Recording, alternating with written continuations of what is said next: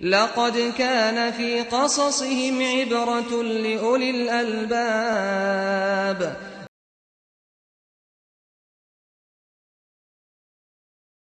الحمد للہ والصلاة والسلام علی رسول اللہ وعلی آلہ وصحبہ ومن والاه۔ محترم بھائیو، السلام علیکم ورحمۃ اللہ وبرکاتہ۔ قرآنی قصوں میں سے ایک قصہ ہے خندق والوں کا۔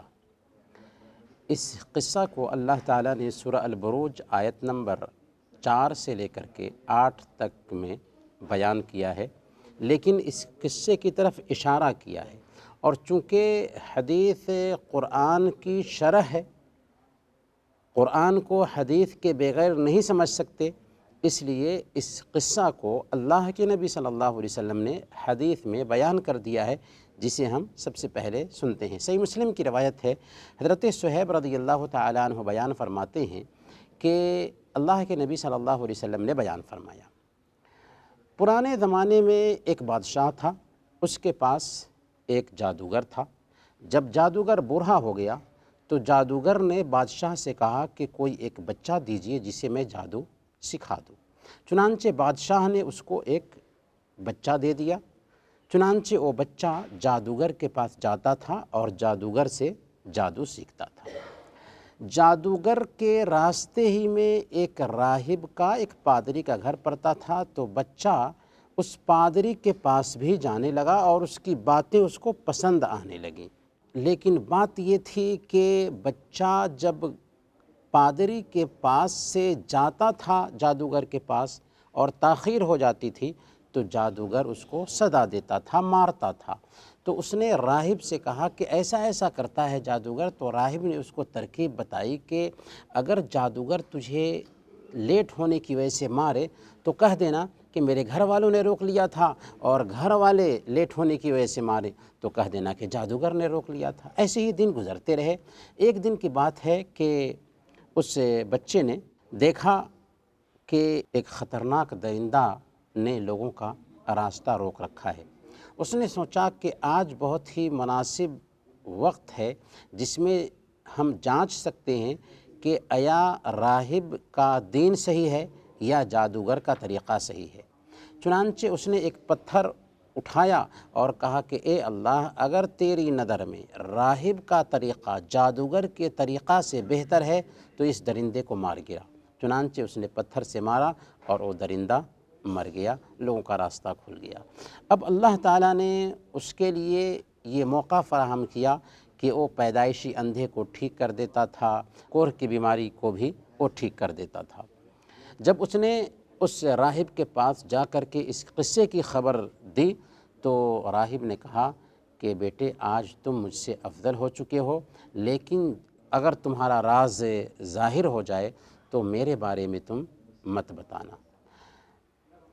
ایک مرتبہ ایسا ہوا کہ بادشاہ کا ایک مشیر تھا، وزیر تھا، جو اندھا ہو گیا تھا۔ اس کو پتہ چلا کہ ایک بچہ ہے جو لوگوں کا علاج کرتا ہے۔ وہ بہت سارا گفٹ لے کر کے اس بچے کے پاس آیا، اس لڑکے کے پاس آیا اور اس سے کہا کہ تم اگر میری بیماری ٹھیک کر دو گے تو یہ سارے ہدیے تمہارے لیے ہیں۔ اس نے کہا کہ میں کسی کی بیماری ٹھیک نہیں کرتا، بیماری ٹھیک کرنے والا اللہ ہے، اگر تم اللہ پر ایمان لے آؤ تو میں دعا کروں گا اور اللہ تیری بیماری ٹھیک کر دے گا۔ چنانچہ وہ اللہ پر ایمان لے آیا، اس لڑکے نے اس کے لیے دعا کیا اور اس کی بیماری ٹھیک ہو گئی۔ جب وہ بادشاہ کے دربار میں گیا، بادشاہ نے پوچھا کہ تیری آنکھ کی روشنی کس نے دور کر دی؟ اس نے کہا کہ میرے رب نے۔ کہا کہ کون تیرا رب ہے؟ تیرا رب تو میں ہوں۔ اس نے کہا کہ تیرا اور میرا رب اللہ ہے۔ وہ اس کو سزا دیتا رہا یہاں تک کہ اس آدمی نے اس بچے کی خبر بتا دی۔ بچے کو بلایا گیا اور اس سے بادشاہ نے کہا کہ تیری جادوگری اس حد تک بڑھ گئی کہ تم لوگوں کی آنکھ ٹھیک کر رہے ہو، مادرزاد اندھے کو ٹھیک کر رہے ہو اور کوڑھ کی بیماری ٹھیک کر رہے ہو۔ اس نے کہا کہ میں ایسا نہیں کرتا، میرا رب کرتا ہے۔ پھر اس بچے کو ستاتا رہا یہاں تک کہ بچے نے راہب کا پتہ بتا دیا۔ چنانچہ راہب کو بلایا گیا اور اس کو دین سے پھرنے کے لیے کہا گیا۔ راہب دین سے نہیں پھرا تو اس کے سر پہ آرا رکھا اور بیچوں بیچ اسے چیر دیا۔ پھر وزیر کو بلایا گیا، وزیر سے کہا کہ تم اپنے دین سے پھرو، لیکن وزیر بھی اللہ پر ایمان لانے سے نہیں پھرا، تو اس کے بھی سر کے بیچوں بیچ آرا رکھا اور اسے دو آدھا چیر دیا۔ پھر بچے کے بارے میں اس نے اپنے چند لوگوں کو طے کیا اور کہا کہ جاؤ اسے ایک پہاڑ پر لے جاؤ، جب چوٹی پر چڑھ جانا تو اوپر سے اسے گرا دینا۔ جب اس کے آدمی لے کر کے پہاڑ پر گئے تو جب چوٹی پر چڑھ گئے تو بچے نے دعا کی، اللہم اکفنیہم بما شئت، اے اللہ تو ان سب سے مجھے بچا لے اور جیسے چاہے تو ان سے میرے لیے کافی ہو جا۔ چنانچہ پہاڑ میں حرکت پیدا ہوئی اور سب گر گئے اور وہ بچہ صحیح سلامت بادشاہ کے پاس آیا۔ بادشاہ نے دیکھا تو اس کو تعجب ہوا، کہا کہ تو کیسے بچ گیا؟ کہا کہ اللہ تعالیٰ نے مجھے بچا لیا اور تیرے ساتھیوں کو پہاڑ سے گرا کر کے مار دیا۔ تب اس بادشاہ نے اپنے کچھ آدمیوں کو کہا کہ اسے سمندر میں لے جاؤ اور جب بیچ سمندر میں جائے تو اسے سمندر میں پھینک دینا اگر وہ اسلام سے پھرنے کے لیے تیار نہ ہو تو۔ جب بیچ سمندر میں گئے تو کشتی کے اندر حرکت پیدا ہوئی اور سب ڈوب گئے سوائے اس بچے کے۔ پھر جب وہ آیا تو اس نے بادشاہ سے کہا کہ دیکھو تم اگر مجھے مارنا چاہتے ہو تو تبھی مار سکتے ہو جب کہ خود میرا بتایا ہوا طریقہ اختیار کرو۔ ایسا کرو کہ تم سارے انسانوں کو اکٹھا کرو اور ان کے بیچ میں ایک تنے پر مجھے چڑھا دو اور میرے ترکش سے ایک تیر نکالو اور اسے کمان میں ڈال کر کے کہو بسم اللہ رب الغلام اور مجھے مارو، میں مر جاؤں گا۔ چنانچہ اس نے اپنی رعایا سے سارے لوگوں کو اکٹھا کیا اور پھر اس نے ویسے ہی کیا جیسے اس بچے نے بتایا تھا۔ بچے کو تیر کن پٹی پہ لگی، بچے نے اپنے کان پہ ہاتھ رکھا اور اسی وقت اس کی موت ہو گئی۔ جب سارے مجمع نے دیکھا تو سب کے سب یہ دیکھ کر کے ایمان لے آتے ہیں اللہ پر اور کہتے ہیں کہ میں اس بچے کے رب پر ایمان لاتا۔ لوگوں نے کہا کہ مسئلہ وہی ہوا جس سے آپ کا ڈر تھا، ایک آدمی کا مسئلہ تھا، اب بڑی تعداد میں لوگوں نے اسلام قبول کر لیا ہے۔ بادشاہ نے حکم دیا کہ روڈ کے دونوں کنارے خندقیں کھودی جائیں اور اس میں آگ جلائی جائے اور جو جو بھی اسلام سے نہ پھرے اسے اس آگ میں ڈال کر کے جلا دیا جائے۔ چنانچہ ایسے ہی حکم لاگو کیا جانے لگا۔ ایک عورت کی باری آئی جس کی گود میں ایک بچہ تھا، تو بچے کی وجہ سے عورت کو جھجک محسوس ہو رہی تھی کہ ہم کیسے کودیں کہ میرا بچہ بھی جل جائے گا۔ اللہ تعالیٰ نے اس بچے کو زبان دے دیا۔ بچے نے کہا یا اماں اصبری فإنک علی الحق، امی جان صبر کرو تو حق پر ہے اور کود جاؤ۔ یہ وہ قصہ ہے جس کو خندق والوں کا قصہ کہا جاتا ہے۔